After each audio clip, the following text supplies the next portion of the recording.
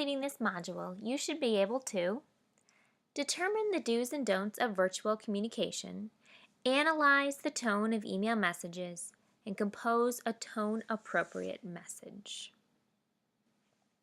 The way an email makes someone feel will last longer than the content of a message.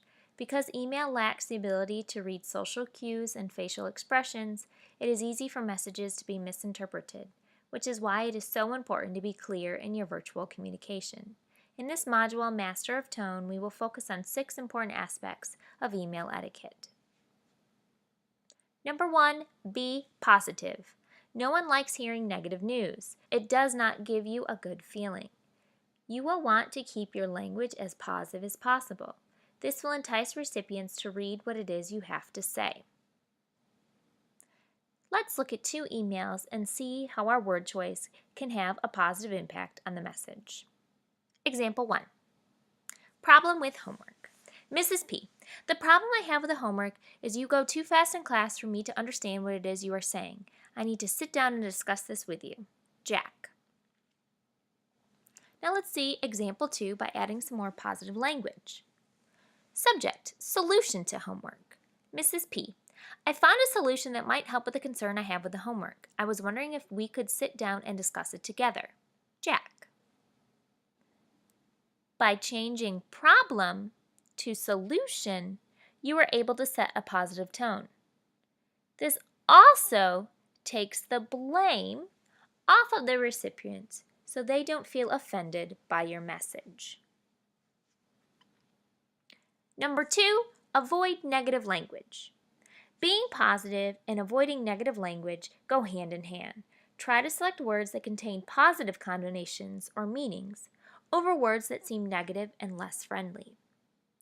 Here is a possible list of words to avoid in writing your email. They all contain negative connotations. Number 3, spell it out. If you have something you want to say, then say it. Just don't brush around the subject. Be direct with your words and spell out how you are feeling or what it is you are interested in asking. Email should be written straightforward without ambiguity. The reader should not have to guess how it is that you are feeling or what it is you want. Number 4, say goodbye to emojis and texting. Emojis can be fun when texting to your friends or possibly your grandma, but they shouldn't be included in your emails to your teachers. The same goes for texting language. Abbreviations such as LOL or TTYL or BRB should be avoided. Not everyone is up to date with text speech, so it's best to stick to conventional English when writing emails. Number 5, avoid writing in all caps. People think a message in all caps means that the writer is yelling at them. People make assumptions based on how a message is worded. Since we can't read a person's body language when reading something online, we need to take extra precautions to ensure our messages don't send an irritating and inferior tone. If you write in all caps, it seems as if you are shouting. Subject, update my grade. Hello, can you update my grade in the gradebook? I turned in the missing assignment and my parents won't let me play my video games until I have a passing grade. Kevin. Writing in all capitals, like Kevin just did, can be highly annoying, difficult to read, and might trigger an unwanted response. Number 6, limit your punctuation. Over-punctuation can come across as annoying and show that you don't take the time to properly format your email. An email recipient can be completely turned off to read a message if it is not properly formatted or punctuation.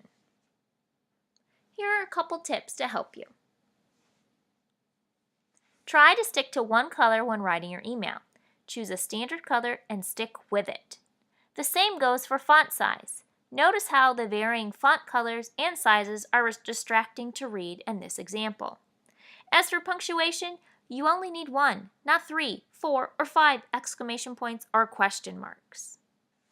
As mentioned before, the way an email makes someone feel will last longer than the content of a message. To set the right tone of your message, be sure to follow these 6 important aspects. Now you try. Take a look at the sample message in this module and see if you can help Olivia write a tone-appropriate message to her teacher.